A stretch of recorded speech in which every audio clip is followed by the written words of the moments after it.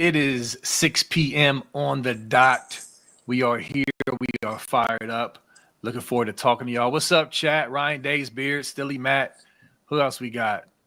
Karis Washington, Ken Taco Hut, all the regulars waiting for the rest of y'all to jump in.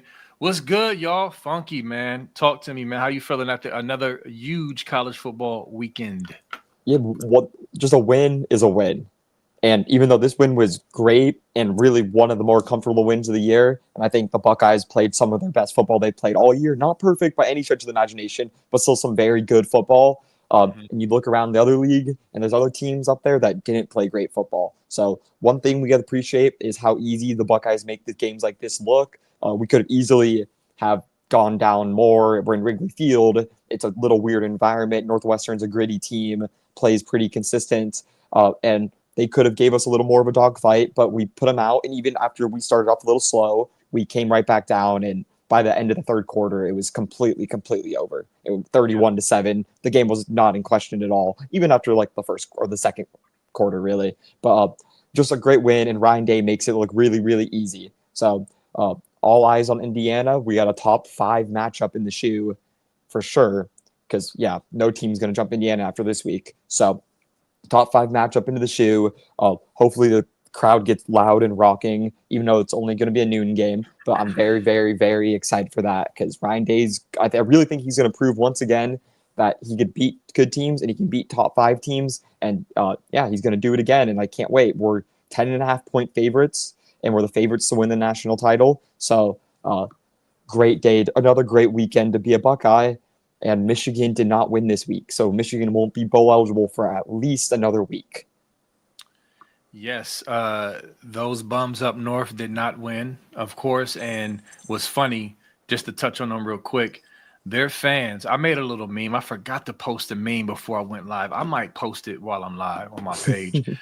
You know that little meme that got circulating, with the like the AI image of the NCAA agent, and then they got this Buckeye fan clinging to his leg, crying. Like that's their response when we say you're going to get hammered. It's going to happen, like per the facts. And then they post that to taunt, like, what hammer? Hammer still hasn't fallen. Keep crying to the NCAA. Anyway, I took that and I flipped it and I put Indiana Hoosiers on the back of the NCAA agent. So now it's an Indiana Hoosier. And I got the little person crying on the leg as a Michigan fan. Because if you look at a lot of the comments on social media, especially on my Buckeye Sports Talk Facebook page, a lot of them have hitched their wagon to Indiana. Like they're like, you're going to lose to Indiana. Like there's so much confidence. It's not really confidence. It's just stupidity and hope because they know they about to get thunderclapped. They know they about to get them cheeks clapped in a couple weeks in the shoe. So they just like clinging to anything. But anyway, I just wanted to say that I might post that during the show just to get at them. But to your point about the game real quick. So me and Funk was talking off stage. Stilly Matt, I'm going to post that, brother. I might tweet that out too. Get the trolls triggered. But anyway, we was talking about the game early on, how I was never concerned about losing. Neither was Funky, but the annoyance of how Northwestern was sitting on the ball. They were moving the ball and the possessions were very low. And then we thought we had a tutty with Jeremiah Smith that just kind of shook out when he hit the ground. It was just like, dang, man, we got to get control of the pace of this game so we can do what we need to do. And, of course, Northwestern in Northwestern fashion urinated down their leg and made some mistakes, the botch snap, and then what else? They did something else. The fumble in the first drive. Sawyer forced a fumble. So, there were some things, and then obviously the floodgates opened. But, yes, Funky, it did not start off clean. You had fans predictably, basically making definitive statements. This is going to be like Nebraska again, and we're not national title worthy, and we can't beat Michigan now because of how we looked in the first quarter, blah, blah, blah, all that crap. And I keep reminding people on my game threads, I have a game thread I post, and I remind them, when we do actually win and come back and dominate, even when we don't dominate, when we just win, it's a 4-quarter game, y'all. Remember that. When you're freaking out in the first half, It is a 4-quarter game. That doesn't mean that we shouldn't want them to play better and come out the gate faster, because obviously we want them to come out and play better out the gate from the start to finish, be like excellent. But that doesn't always happen. So anyway, so I wanted to point that out. But yes, great win, 31-7 on the road. I heard Wrigley Field was dope as far as like the ambiance and whatnot. But yeah, Funky. I mean, listen, it's on to Indiana at this point. And I'm fired up. It's been a lot of talk about Indiana like they're the boogeyman, and I'm ready to get it rolling. What's your And thoughts? yeah, I mean my biggest takeaway from this game versus Northwestern was, wow, that was Will Howard's best football game he's played as an Ohio State Buckeye. And he's Mm-hmm. played some good games. I think one of his best games he played this year was versus Oregon, even though that was a loss. I think that's one of his best games he played. And I think the Penn State game, he looked pretty not great. But then I think this game was his best game. He looked on fire passing the ball. His placement, that one throw over the middle of the G. Scott was beautiful to me. I was like, wow. I was like, that was a CJ Yes, Stroud level throw. it And was. his willingness to run on top of all that was just, I mean, great. And people were complaining. I mean, people still to this day are talking to me about how Will Howard got benched at Kansas State, and this is Kansas State's backup quarterback. Have you seen Kansas State's quarterback, how well he's playing right now? AK, he's horrible. He's been horrible this year, and for whatever reason, I mean, he'll be probably better next year or whatever. He's a little bit of a young guy, but Will Howard is not not worse than that kid. Will Howard this year has been easily a top 5 quarterback in college football. Should be in the Heisman talks. I think still he will be. I still think he'll be in New York City because I think we're going to beat Indiana, then we're going to beat Michigan clearly, and then we're going to go to the Big Ten championship game. And if we beat Oregon, then Will Howard will be in New York clearly. I mean, he'll clearly be in New York. Yeah, the So, numbers will line up for sure at that but point like with the wins. it's Yeah. yeah, with the wins, we'd be the number 1 team in the country, and Will Howard, his stats back it up, and he'd be the number 1 team in the country. So, I'm glad the fan base is slowly starting to turn around and actually support our kid like as a group. Because I feel like for a while we were fighting here and fighting like we're being called sunshine pumpers, telling people that Will Howard's actually good and the offensive line is going to be good this year. Even after that one really horrible game versus Nebraska, we still had hope that the offensive line would be good. And yesterday they played a great game. Seth is an amazing center, and yeah, Yes, and yes. that just I try not to take too many positives since it's only one game and out of the whatever we're 9-1 now, so one game out of the 10 games we've already played. So we just got to put together a good game next week. And if Howard plays the way he did versus Northwestern versus Indiana, then we're going to win by at least 20. So just can't wait for that because I don't think Indiana matches up well against us. I think they're good and all and talented, but I think the way we're able to put pressure on the quarterback is really going to get to them because the DBs, even though people were trying to crap on Denzel Burke yesterday, I think overall the defensive backs played really, really well versus Northwestern. It's just really hard when you're blitzing every play. It seems like we blitzed a lot yesterday, B. Moses. So for my opinion on it, it seemed like we're going to get burnt sometimes in a one-on-one. That's just going to happen. But I think overall, they played a really, really nice job. I mean, and they only let up 7 points. So how Yeah. bad of a job could they have really played? Right. No, listen, great stuff. You got my mind going. The chat got my mind going on some things to touch on. Let's talk about Will Howard real quick. So, again, first of all, shout out to the Buckeye boys. Remember, y'all, this is Scoop Sunday. We got the trifecta for y'all every Sunday. Buckeye boys about 5 o'clock. Me and Funky at 6. And then Nevada and Kirk around 7:10, 7:15-ish. Back to back to back to back. Killing it, y'all. All great shows. Make sure you subscribe to Buckeye Boys. Great dudes with great content. So just to remind y'all about that. So regarding Will Howard, watching the press conferences like I do, shout out to Buckeye Boys. We're the press conference boys. Remember that, y'all, for those who watched that show when I was on there. If you watch the press conferences from last week, they kept talking about Will Howard's feet. Funky, I don't know if you caught any clips of that. If not, it's cool. But Ryan Day mentioned it. Chip Kelly mentioned it. Will Howard mentioned it several times. I'm saying this for a reason because you had people early in the season who were even on this chat, and that's your prerogative. That was your opinion. You know, you thought you might have saw a certain thing, and that's your opinion. The point is, there was people saying he can't throw the deep ball. But looking at the games, watching him, I never bought into that. Like he had a weak arm. He couldn't throw the deep ball. I was like, that's really not. It's not that he doesn't have a strong arm, but the point is, during the press conferences this week, they talked about his feet getting a little too happy and out of place and disjointed, especially on deep balls. So they've been working really hard on his feet in the pocket, on certain drops, to be able to make sure that he has his legs under him, his feet set. That's very important as a quarterback. It's not just about how strong your arm is.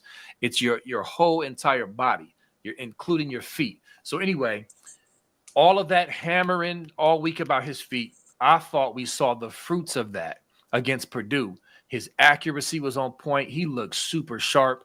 I can't remember any balls that was inaccurate. I mean, he was pinpoint. Even the throw to Carnell Tate, where he had to dive at it at the goal line, and it was right perfectly only where he can get it in coverage. You remember that, Funk? You didn't see it, B. Moses. I know that you did not see that. You said what? I saw the back of the fan's head. I didn't really see the throw too much there, but no. I'm not talking about the touchdown. You're not talking about the touchdown. I'm talking about the play where he dove for it and he caught it like with a defender draped over him. It was like maybe at the 3 or 4 yard line. Yes, I do remember that. No, you're right. Yeah. Yes. So great throws, and also not only that, he wasn't forcing it. When he would roll out to try to throw something downfield, he would throw it away if there was nobody there. He just looked like a clean. He's been doing that throughout the season, just not as consistently as yesterday. I'm sorry, as yesterday. So anyway, the point is, Will Howard is a really good quarterback. I'm not saying he's the greatest. I'm not saying he's the number one pick. He's a really good quarterback, a really good leader, and that game, to me, is a really good pointer for him to just keep building off of as we go down the stretch, because he was awesome on Saturday. I want to touch on the defense real quick, but I wanted to see if you wanted to respond to that. Absolutely. If he plays like that for the rest of the season, which is very unlikely, I would say, because he played amazing, like almost perfect yesterday. But if he plays like that for the rest of the season and Ohio State wins a national title, like with him playing that well, then he's going to be a first-round pick in the NFL draft. Like, no doubt in my mind, he'd be a first-round pick. I mean, he looked better than Bo Nix ever did, and Bo Nix wasn't just a first-round pick in the draft, but he was a first-round pick in the draft, a top or 11th pick in the draft or something to the Broncos, and he's playing good. Like, Bo Nix looks good in the NFL. He's winning games in the NFL. So if Will Howard plays as good as he's playing right now, then I think he can be a first-round pick and even an NFL starter next year in the NFL. Because you're totally right. His accuracy looked amazing yesterday. His decision-making was awesome. He's throwing at 80% this year with, I'm forgetting now a little bit, but what's it, like 22 touchdowns and 5 interceptions? Like, I'm going to look it up right now. Plus, with his willingness to run, I mean, that's literally an NFL quarterback right there. So clearly not every day he looks as good as he did yesterday, but yesterday he looked like a top, what would be in this modern day of NFL, a first-round pick at the quarterback position, and even top 15 pick at the quarterback position. So to your point, Funky, 2484 for the yardage, 2,484, 24 TDs, 5 interceptions, 85.3 QBR. Pretty darn good. That's like fourth overall. That's like fourth overall QBR, I believe, or something like that. It's definitely top 5. It's like we're definitely top 10. I think top 4. But I mean, that's crazy. I mean, that's on any other year. If Ohio State had a block M as their logo, then he would be the Heisman frontrunner. I'll leave it at that. No, I feel you. I mean, but I do think things are going to shake out naturally, to your point, as the season progresses. We continue to win, and that stat sheet, along with that overall team record, starts to really flash. I think at minimum, Howard can be invited to New York. And which would be dope. It's always good for publicity. But real quick on the defense. So the defense. There's a consistency with the defense that you have some positive consistency and some negative consistency. I'll start with the positive. The positive consistency is, if you look at the numbers, the team is really good at adjusting and shutting teams down in the second half, right? We've been consistent with that, holding teams to, season lows in the second half. The negative consistency is that we have a tendency to start out slow, meaning, getting leaky, starting out leaky. and allowing teams to do things I feel like they probably shouldn't be doing. Now, with that said, I know a team like Northwestern, they came off a bye week. They prepared for us and all that other stuff.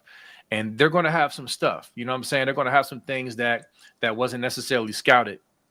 But when it comes to wrapping up and tackling, you know what I'm saying? Or just little things to stop them from just you can't let them pick up a 3rd and 13 running That the was ball. ridiculous. That was, yeah. You know what I mean? Like it's like, come on, man. And so, on one hand, some people will take that and just say, "Well, our defense is garbage." No, our defense is actually quite good. The problem is they're starting out like that. They adjust and wrap things up, but obviously, we want to see them come out the gate and stone them and be prepared and all that other stuff. And there's still time for that. But I think that's kind of the the issue that a lot of fans are having with the defense. You got someone that? Oh. Absolutely, yes. I have a lot to say about that. The defense, you say it's like, oh, we've been like really good in the second half. It's not just really good, historically good. I mean, like some of the best of all time. Like comparing deep, like I mean, I don't think there's actually is a defense you can really compare us to, especially in the second half. It's been scary good. And I know Buckeye fans, we told you before the season this is going to be a generational team. And I know people kind of lost that mojo. They're like, oh, we're not generational. We're not that good. If you look at the advanced statistics on this Ohio State Buckeyes team, it's historically good. You could go on to I forgot what it's called. It's like that stat nerd website where I don't know, the guy's always on Twitter, but he has a pretty good website, which basically, if you plug in two teams, it'll give you a projected outcome of the games based off a bunch of statistics, advanced statistics, home and away, et cetera, et cetera. Ohio State is projected to win by over a touchdown versus every single team that you plug in on a neutral site field. That's insane. I mean, that's quite frankly like, I mean, you put in Alabama, someone put it on the board, and the projected score for versus Alabama was like 17-35. So I'm like, and this Bama team is very talented, a top 10 team.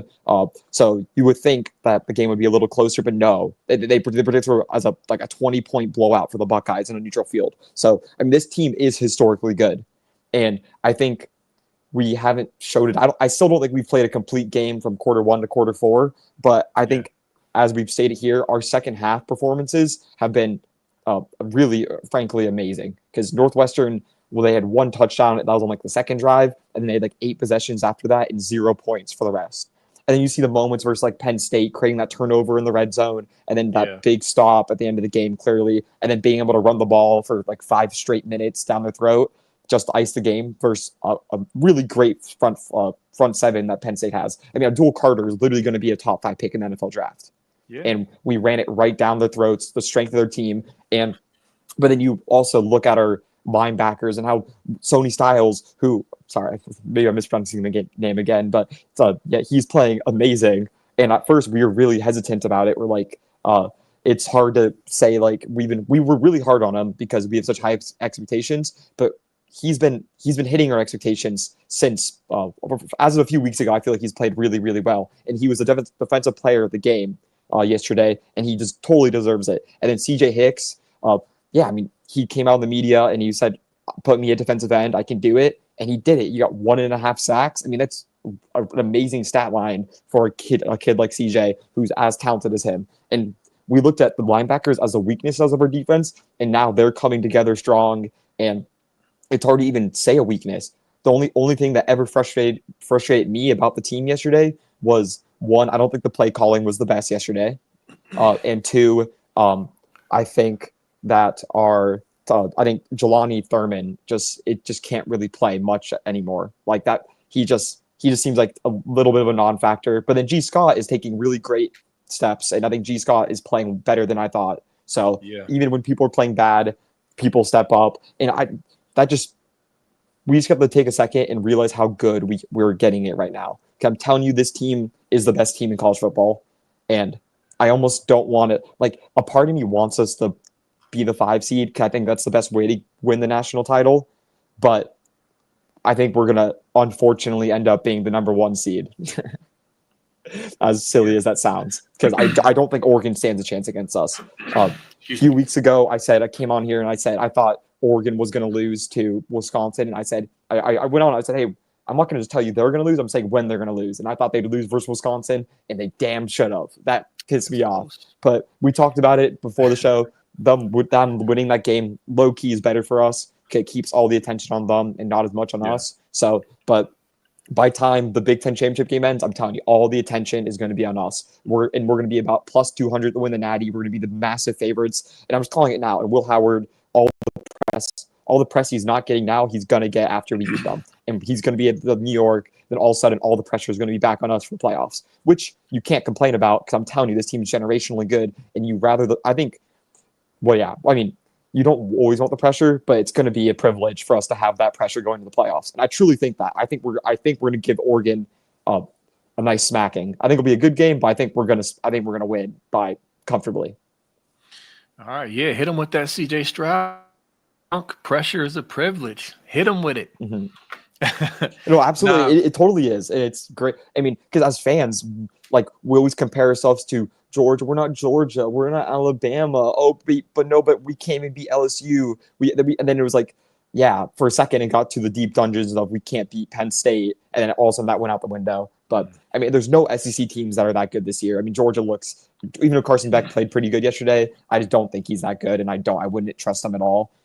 So I mean, there's a real scenario where, I mean, the SEC teams, like, there's not Texas isn't good. Texas looked horrible yesterday, and no one talked about it. So, yeah, it's just whatever. Yeah, we ignore that. But yeah, again, I think Ohio State is going to be the favorite to win the national title come the playoff time, and we have to be happy about that as fans because we're very, very, very lucky that we're Buckeye fans. everyone ain't gonna receive that message. They love their misery. They love to wallow in their misery. But yeah, I don't. Sleepy Eyes Beck played better yesterday, but overall, he's been a dumpster fire. Yeah, but anyway, so real quick, I'm gonna touch on about the defense for a few moments. Then we're gonna go into the Indiana game a little more. I got a couple of quick announcements before we do that, but I wanted to talk about the defense. And somebody in the chat said, talking about how much we blitzed, and I was going to mention that. So I do think maybe the benefit of the doubt with the defense as far as what they're doing right now, they're kind of since the Oregon game, they've been transitioning to closer to Nose's, his defense, coming from Oklahoma State, at least some of the more of the principles. Because again, we moved away from some of that aggressiveness after his first year when we're getting torched for big plays. And so now it just seemed like after the Oregon game, we're kind of, inching back towards being a little more aggressive and tinkering with blitzing and how often we should and how timely we should and all of that. So, yes, we definitely got a lot of pressure. We're getting a lot more pressure. But to Funky's point, when we're bringing heat like that more often, our corners are going to be on islands. And so, yes, going back, I know this is not popular, but going back and rewatching the games, our corners aren't as bad as some think. Denzel Burke is not as bad as some of y'all think. A lot of the balls that's getting caught on him are really challenging back shoulder throws that are just thrown, very nicely thrown balls. And so am I saying Burke has been great, has been perfect? No, I'm not saying that. I'm saying when you go back and watch it, it's not like he's just looking like a clown show out there. Like the one play he got thrown on, it was back shoulder, over the shoulder. It was a good ball, good catch. But he just needs to make sure he doesn't lose guys in coverage. There was one guy who came on a crossing route late to pick up a third down where I feel like he kind of got lost and spun around. So our DBs are a mixed bag at times. I see even good stuff from Iggy. Iggy does some good stuff. On the flip side, he's handsy. So our DBs concern me as far as their consistency, but they actually do some good things out there. I'm hoping the good things show up more than the bad things. But overall, our defense is very good, and we got to get pressure. We got to continue to get pressure, but balance it out to the point where we're not showing our hand and being so predictable. Because there was a point in the game where I was talking to my dude Dylan, and he was saying that we had blitzed on every third down up to that point. You know what I'm saying? Mm-hmm. So this, and I'm sure knows there's self-scouting and all the other stuff and making some adjustments. But I love the pressure. But with Indiana, we got to make sure we mix things up for them boys. Absolutely. And the thing about Denzel is in most of the time is getting lined up versus the other team's best wide receiver still. And again, like you said, some of those throws and catches were just like really pretty much unguardable when you're on one-on-one coverage. It's just hard. I mean, it's insanely hard. And especially when you're in one-on-one coverage every third down and you know that Yeah. it's going to be, I mean, for those 50-50 balls, I mean, you see what JJ Smith does to these defenders. I mean, some of Yeah. these, like, do you think that part of that catch versus Michigan, or really, we can bring up 1,000 catches, but do you think those catches were like, oh, the defensive back sucks? No, it's because you're guarding against JJ Smith. It's a little hard when he just makes a catch, and like, it just, you can't do much things about that. And the one cornerback who looked a little, he looked just not great yesterday, and or he didn't look not great, but you could tell that he is not Iggy, not Denzel, was Jeremiah Matthews. I think he got Jermaine burnt quite a Matthews. bit. He looked, sorry, Jermaine, I'm so bad with names. I'm so sorry. You good. You good. But he still looked good yesterday, but he was put in such a hard position that sometimes it felt like he was getting burnt a little too often. Thank God they missed some throws, especially on these hard blitzes. I, it was that fourth down, and that wide receiver was like wide open in the back of the, or the corner of the end zone, and the quarterback just like overthrew him barely. So it was an uncatchable ball. But I thought Matthews, I mean, he did get burnt on it. If that's a good throw, that's easily a touchdown. But it's also, you got to realize we're putting these cornerbacks in such a hard position that Yeah. we got to change something up. But I think that was clearly part of the game plan, and just test our cornerbacks. And I mean, it clearly worked. They only gave up 7 points. So we can talk about all this stuff about how there's a few plays and stuff, but at the end of the day, we gave up 7 points. So Right. I'm very happy. And I think we looked super physical yesterday. I talked about it on the board during the first possession Northwestern had, and I was like, oddly enough, I feel like our defense is playing really, really good right now. And even though like they didn't get a stop and their Northwestern was driving in our area, because just it seemed like we were getting to the quarterback a lot. We were hitting. We're playing really physical. It was just like 1 or 2 plays. Obviously, the 3rd and 13 was unexcusable. But Right. besides for that, like that first drive they had was really like, I feel like we were kind of controlling them that whole entire time. They got a little lucky, but it ended up paying back when Jack Sawyer forced that fumble, which we talked about really earlier this year. But I think when we're playing this physical, like turnovers are going to happen. And people can blame, oh, we got lucky, we got bailed out. I'm like, no, when you play that physical, teams break. Like, have you Yes. ever been hit by like some, oh, I remember watching us week 1. I was like, damn, we're physical. Like, and we took like out like 2 quarterbacks from whatever that team was, Akron or whatever. Yeah. And like, we do that to every team. It seems like every team after they play us is like their quarterbacks in a sling and they need to get in concussion protocol or whatever, because we're physical. So, and that's been the big thing this year. We were able to create turnovers and timely turnovers, and our red zone defense has been otherworldly good this year, and our red zone Yes. offense has been Yes. otherworldly good this year. And those are Yes. 2 ingredients to win a lot of football games. Definitely, definitely. And real quick before we go more into the Indiana matchup, I got some things to say about that matchup. Couple of quick announcements. I mentioned to y'all last week about the new song I'm about to release. I mentioned the ex-Buckeye player, kind of teased that, but cat's out of the bag. So, former 2014 captain and national champion linebacker Curtis Grant is featured on this song, y'all. It's fire. He did a great job. Great job.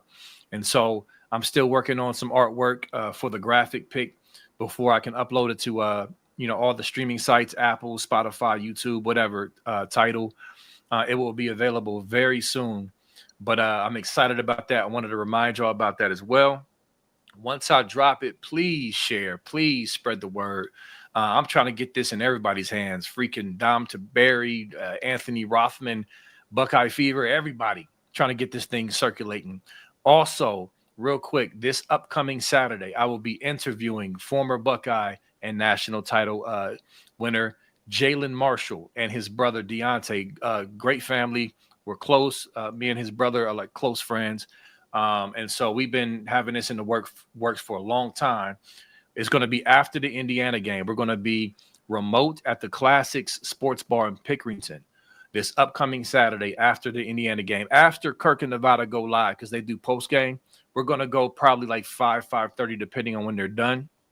I'll give y'all specifics then, but I'll be interviewing Jalen. We'll be talking about his playing days. We'll be talking about the Scum game because it'll be officially Scum week after the Indiana game. So Wow. that's going to be fun. Me and Funky will still be here the next day on Sunday to do the show. And all is well with that. But just wanted to let y'all know what's coming down the pike. So anything about that before we go into Indiana, Funk? Um, No, I have no. Oh, nothing about. Oh, sorry, I kind of zoned out for a second. No, but I lost Are my you train of good? thought because all I was thinking about was uh the scum. I mean, the NOA is coming back in 7 days.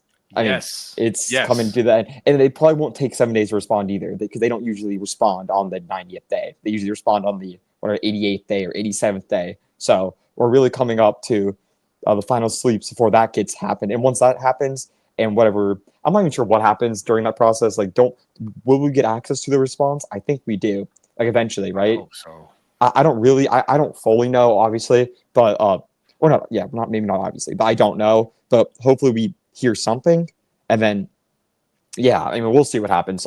But that's exciting, and also with the, do you want to get into the recruitment or do you want to talk Indiana?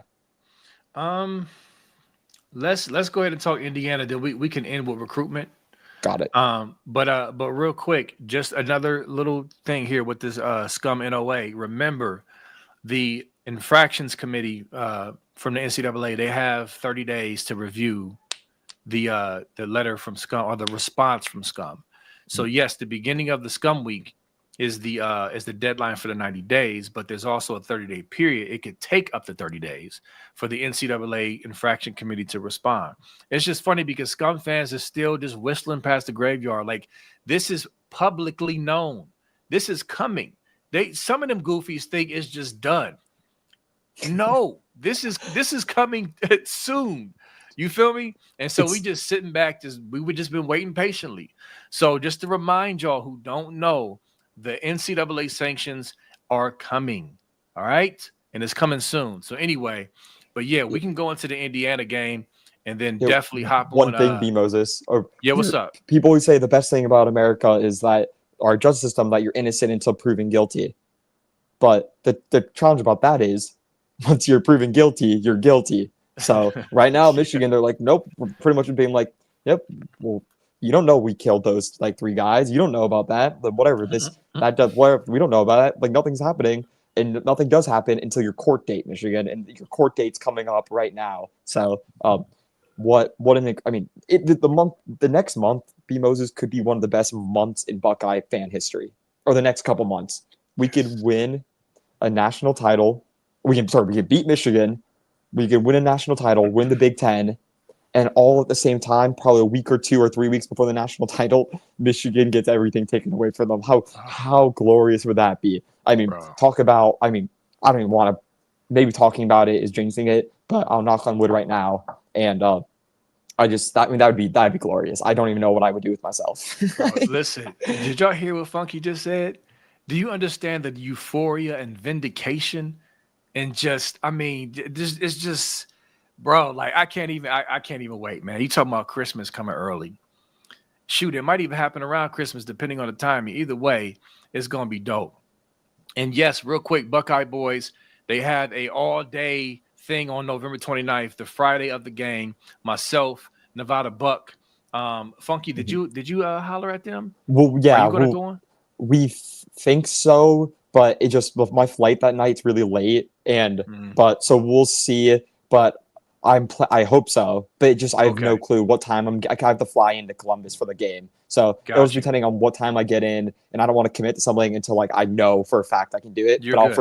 I'll for sure be there. Hey, Ohio 7-7 I'll be there for sure. It just Yeah, might be yeah. really late or might be early. Maybe I go on, maybe I don't, but I'll for sure make an appearance because definitely want to meet all y'all.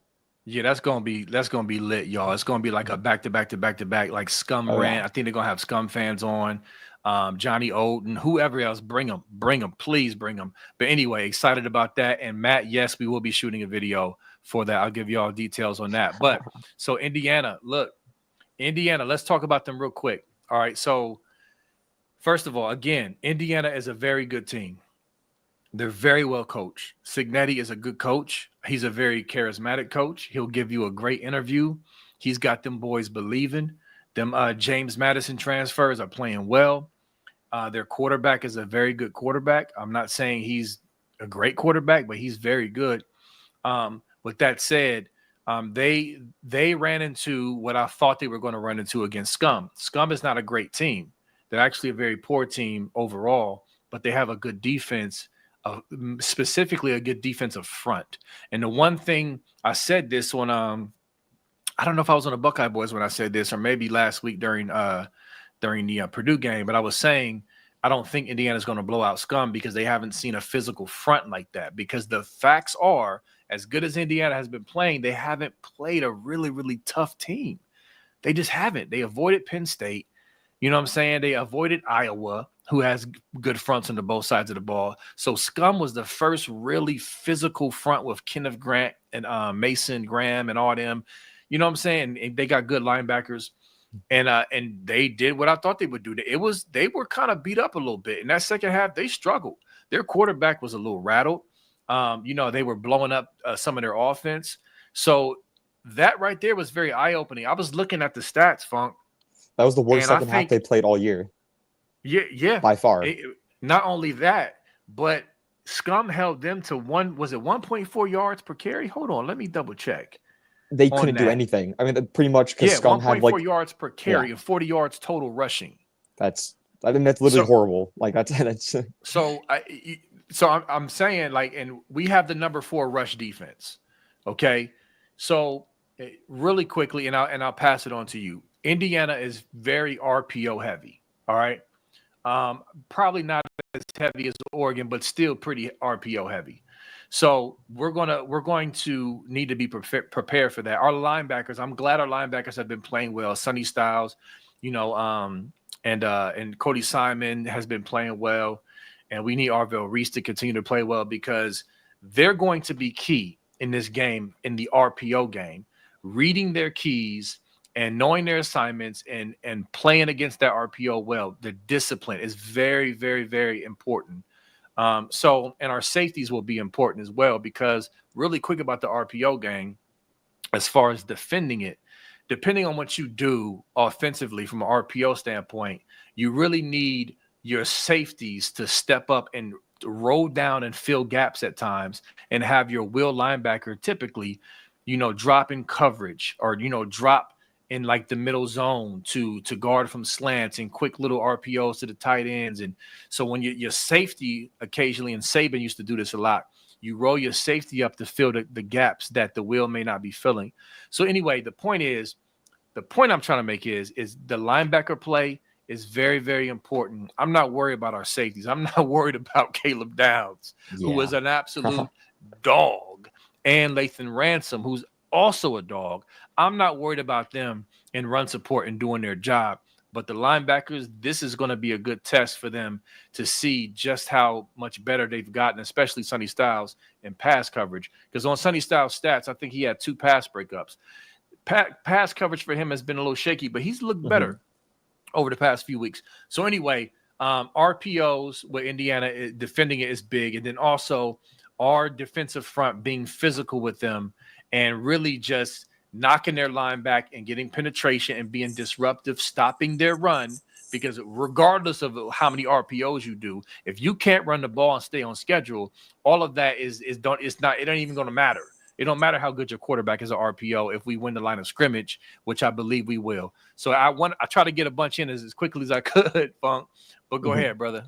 Oh, the big thing so I want to be respectful to Indiana to an extent. They're obviously a great team. They're literally a top 5 team in the nation, and their coach has done an amazing job, but they haven't seen anyone even as close to as complete together as Ohio State. Because Michigan was good up front, but not great in secondary, and Indiana really, really exposed that. But Ohio State is, great up front, just as solid in the linebackers are just as solid as Michigan's, are way better than Michigan's actually, and our defensive backs are otherworldly better than Michigan's. So we're just a different team, and we're home. You got to remember that Indiana really hasn't played a real rough road game this whole entire year because of how easy their schedule's been. So we're at home.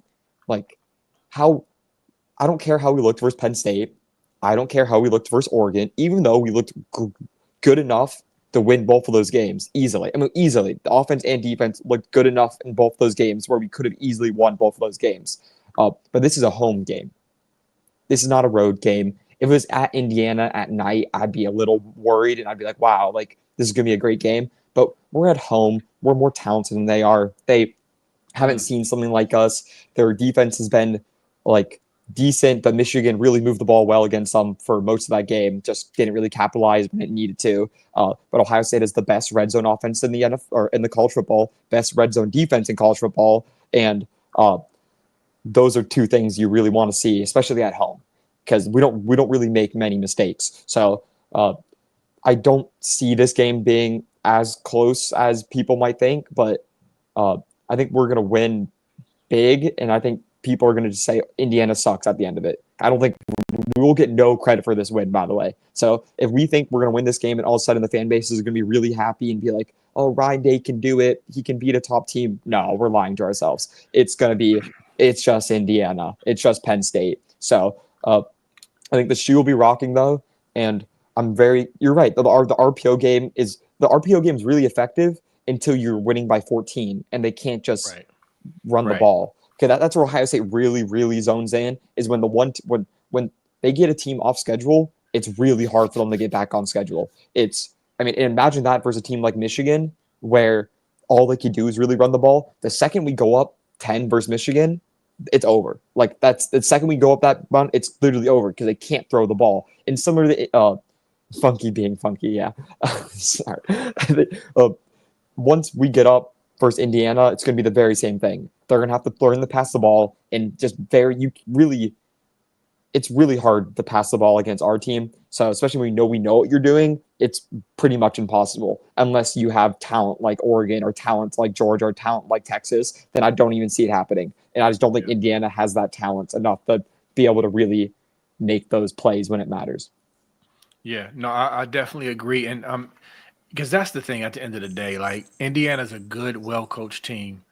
They're going to be on the road against a physical front. They're not, listen, y'all, they have not, did y'all hear what Funky said? They have not seen anything close to our offense. Like, the weapons we have, I mean, they just haven't. I'm going to predict something because I know we've been knocked about this all season. I predict that our crowd is going to be nuts during that game.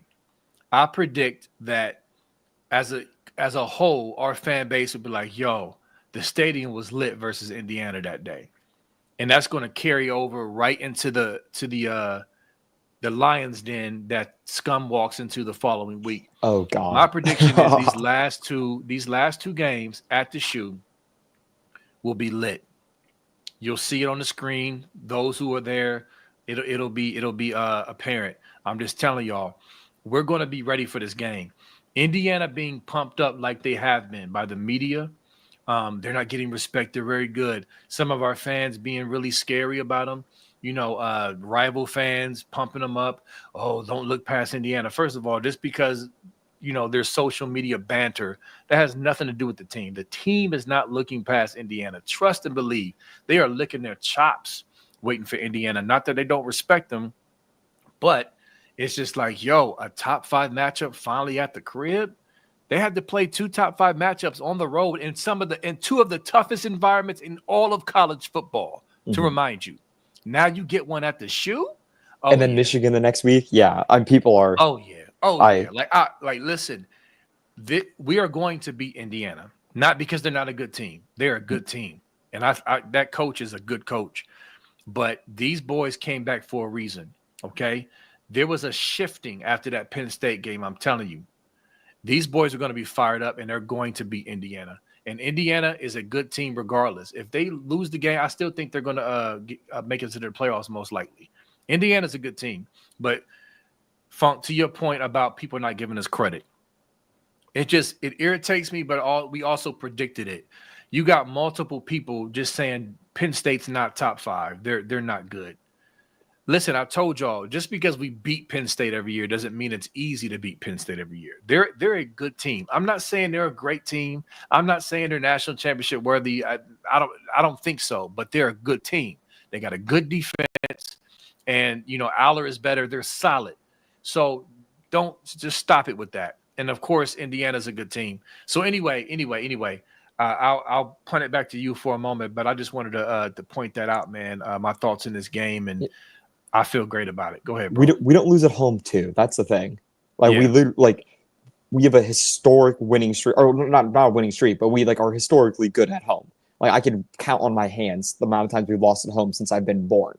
So when that happens and we're going into a team that's not, you have to be a complete juggernaut to beat us, either cheating or a complete juggernaut. So like that Oklahoma team with Baker Mayfield was a juggernaut team. Then Michigan in 2022 was a blatantly cheating team. So you have to be a complete juggernaut to beat us, or Texas back in the day. I wasn't even born for that, but actually I might have been.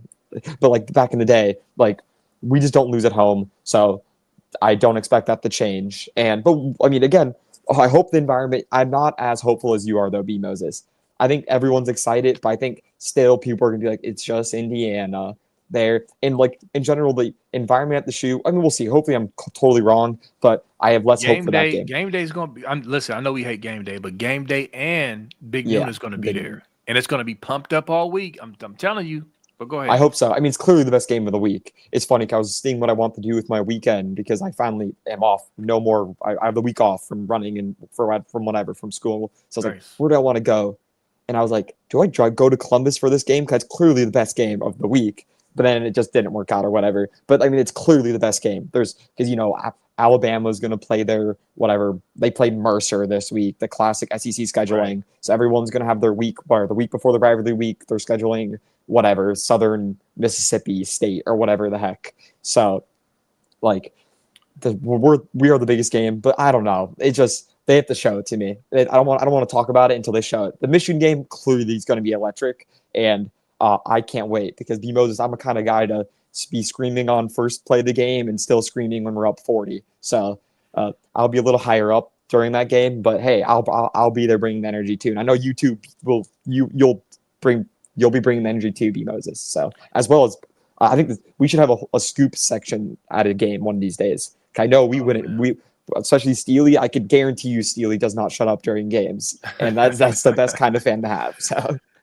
Oh man, that's funny. Nah, listen, I'm going to the Scum game. I don't have a ticket yet, but I'm gonna make it happen. Somebody, I forget who was it. Was it I think it was Chris Boggs from Ohio Podcast. He was telling me to wait till the day before to get a ticket for the pricing and all that other stuff. But I'm gonna make a way to get in the building to my first Scum game. That's gonna be crazy.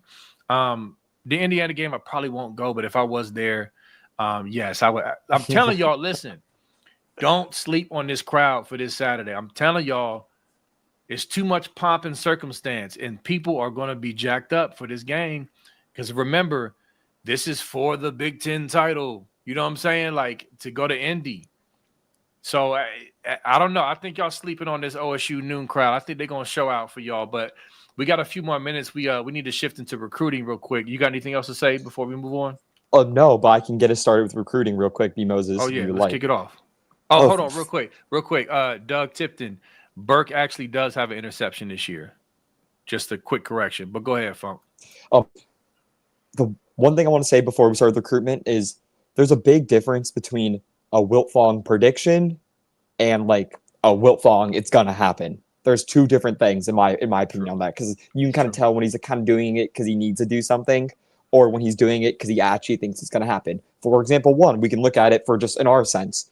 When Wiltfong was rejecting Vernell Brown and Jamie French to go to Ohio State, it was kind of like, oh, he just got the job at On3 and he needs to do something. So he kind of threw out those predictions. And even Nevada said, he's like, well, he just got the job there. He needs to throw out something right now to get people engagement, because that's kind of what he needs to do. And that's kind of the point of recruitment right now, where is he predicting it because he actually thinks it, or is he predicting it because he kind of just needs to and he thinks it might happen, but who really knows? And I say that as when he predicts Anthony Rogers to go to Ohio State, that means like, okay, yeah, like the commitment post is probably already made. Hayes Fawcett probably sent him the commitment post. He knows it's going to happen. We know that, one, because the helping technician told us about a week ago, or he said or a bit ago, that it's going to happen.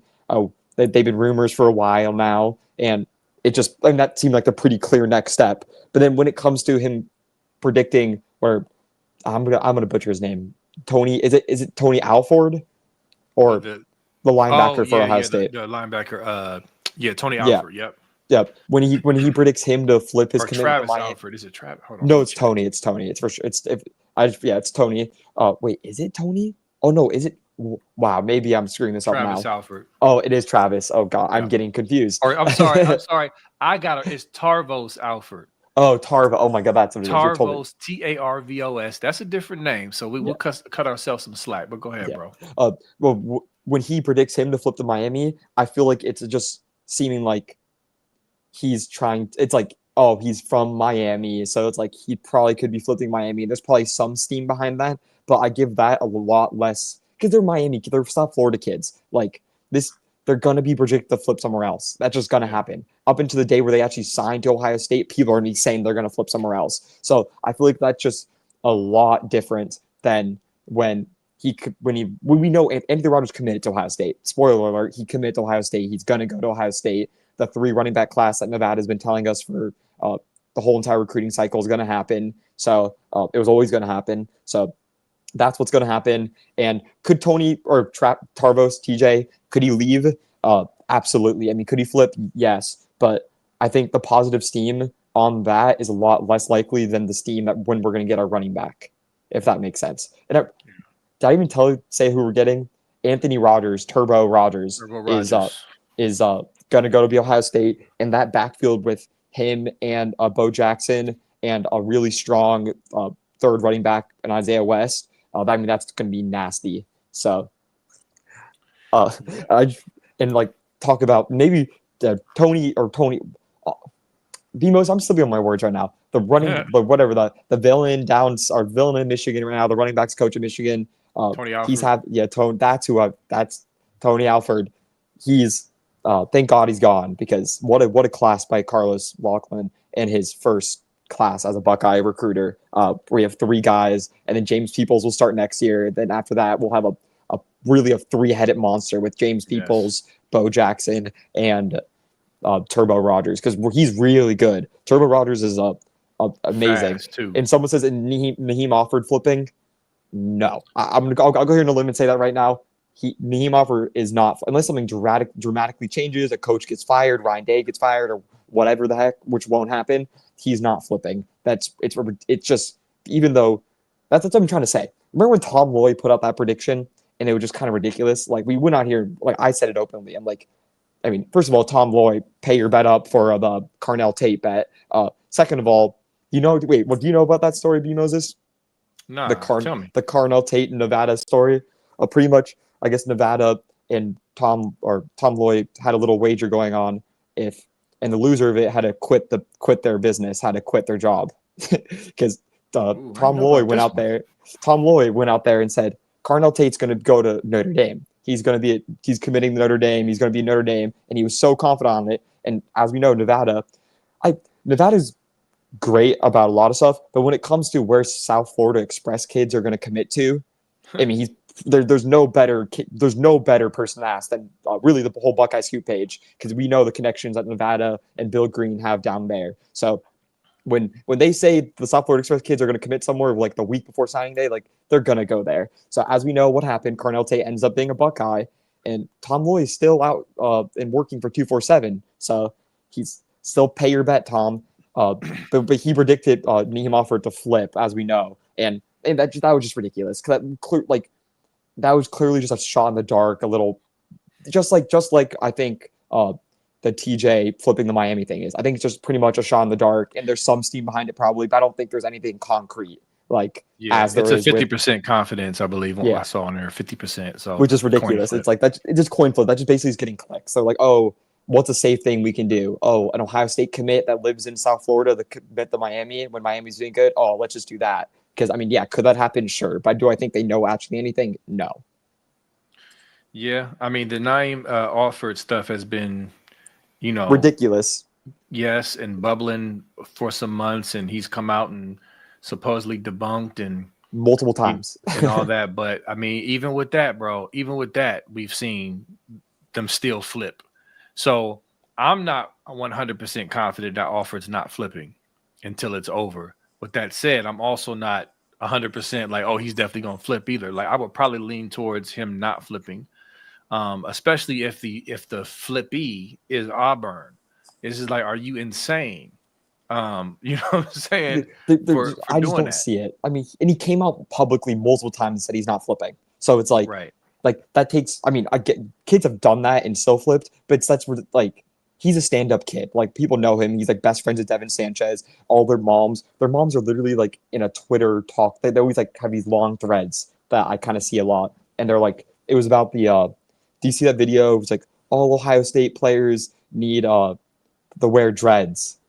They use more Mm. explicit language in it, but that's pretty much what it is. They're like all these Ohio State players have dreads, like are like literally amazing, and like Devin Sanchez reposted it, and all the moms reposted it, and they're all like, oh, like whatever. Oh, what's her name?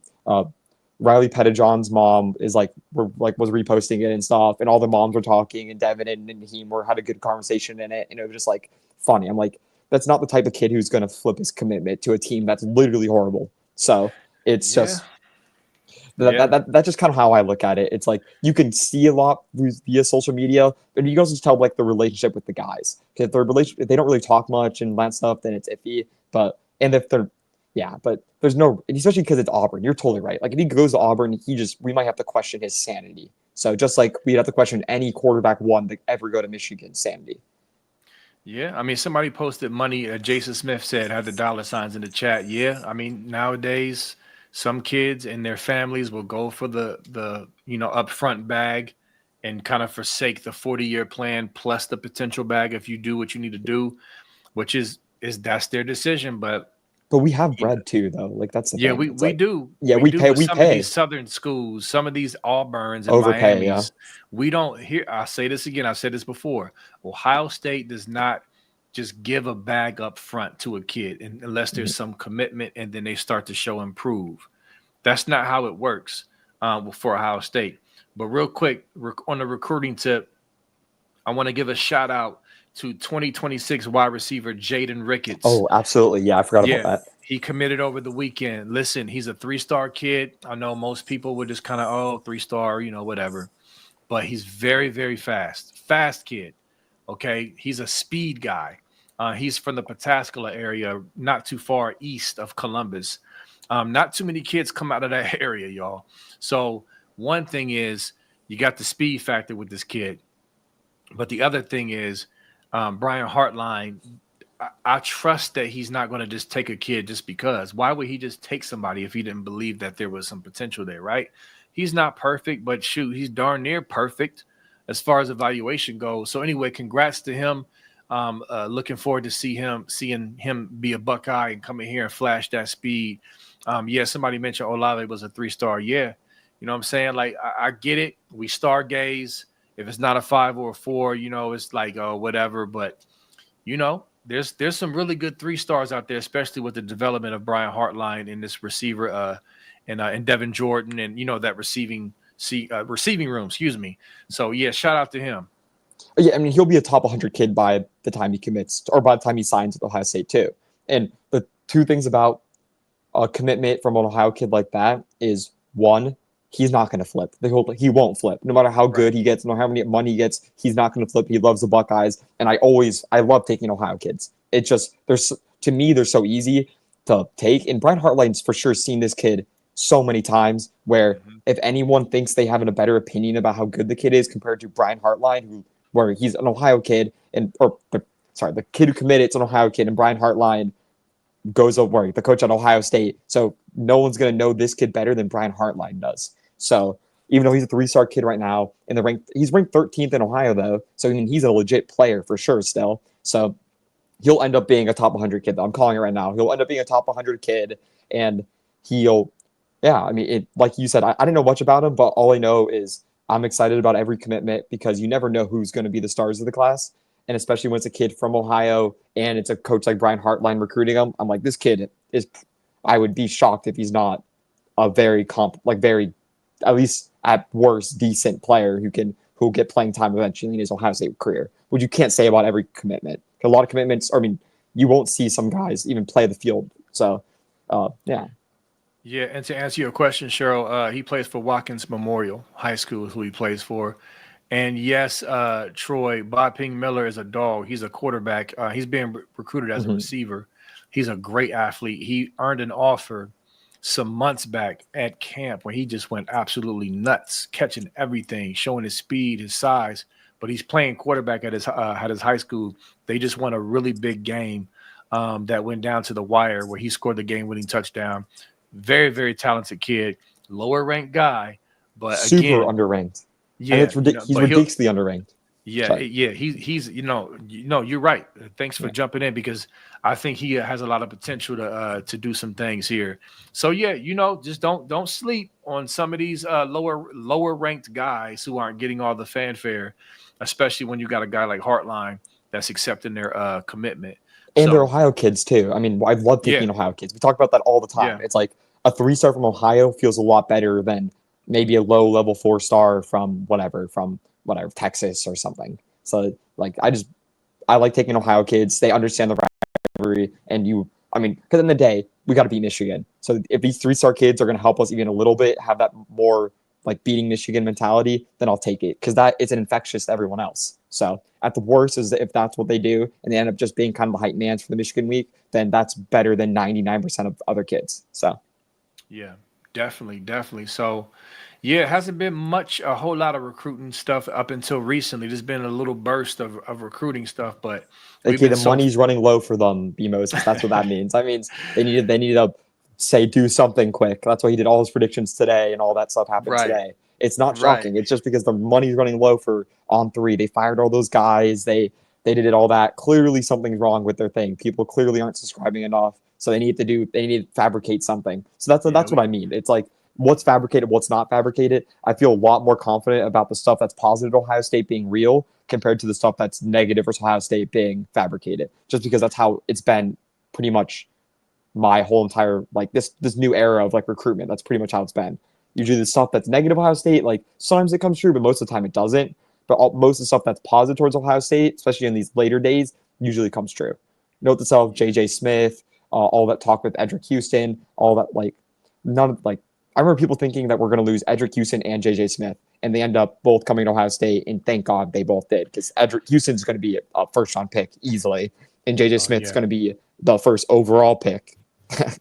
I mean, I'll go. I think I genuinely think that too. So, And nah, yeah. And speaking of JJ Smith, as we oh close right. out, we're a Oh, I little didn't bit look at over the time.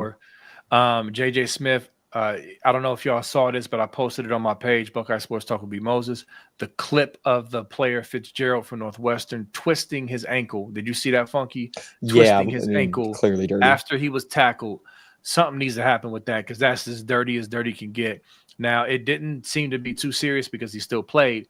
Obviously, he had ice and was limping. If you twist your ankle, you could play through it with adrenaline. I'm Mhm. sure he'll be fine. It didn't look like a high ankle sprain. It's just probably sore. He'll get treatment. I think he'll be fine. But that was dirty and a little scary because we need JJ Smith, obviously. So wanted to mention that real quick. And then also as we close, just want to remind y'all we got 2 regular season games left, y'all. For those who have been not enjoying this season so far because you just like being miserable, you would probably say, "Oh no, I'm objective. You sunshine." But no, we're not. Enjoy the season. No, the team has not been perfect, but we are in pole position. We got 2 huge games to punch our ticket to go back to Indianapolis, where we haven't been in a few years because of the cheaters up north. And I'm excited. I just charge you to take notice. We got 2 games left, both at the shoe. All right. And so you ain't got that much time left to enjoy this season. We got the postseason left and all that, but still, even that's not guaranteed. We got 2 regular season games left, y'all. All right. This is your brother talking. Get it in. Enjoy these games, man. Just get the win. That's all that matters. You feel me? Funk? Absolutely. Oh Can I yeah. get an Oh no. amen? Can I get an I amen? totally. Oh no. I totally feel you on that one. No, I mean, clearly not the. I was thinking about how good these games are going to be. We're going to get a top 5 matchup. Then we're going to get Michigan, and then most likely Oregon. Even if we don't, even if, let's say we slip up one of these games, we're still going to get a home playoff game or at least one playoff game. And then, but if everything goes right, we'll get whatever Indiana, Michigan, Oregon, and then a top 10 opponent in the first round of the playoffs. And if we win that, a top 4 opponent in the semifinals, and then a national title. So that could be a 6-game stretch, B Moses, of straight awesomeness, Yes. hopefully. So it's either be Yes. awesomeness or really upsetness. So hopefully it turns into awesomeness. But either way, let's appreciate it because if we don't appreciate it, then and we just think it's going to go bad, then we're going to watch it, and then it might go bad, and you'll be like, oh, I was right, this sucks. And then you're going to be so upset. But if you watch it with the hope of, hey, this is awesome, this is a great opportunity for the Buckeyes, we have a great chance to win the national title, and you watch it with that positive mindset, you'll find yourself being a lot more happy, win or lose, really, because there's no point in being negative when you, yeah, because who knows? Who knows what's going to happen? Let's just be positive. Let's just have a positive mindset going into these next couple of games and appreciate it. Wow, because if it, yeah, let's just appreciate it. That's all I can say. We can't Yeah, promise wins or losses, but we can control our own feelings. So true. So we got the Hoosiers coming up, y'all. Next time we talk to you, it'll be after the game. So look forward to talking to y'all again and hopefully celebrating a huge another for you haters out there. Top five win for Ryan Day, and another big game win for Ryan Day. So look forward to that, y'all. But yeah, appreciate y'all. We're gonna go ahead and wrap. Get ready for Kirk and Nevada coming up about 7:10 p.m. All right, y'all. Holla at y'all next week. Go go Bucks. Bucks, beat Indiana. Yes, sir.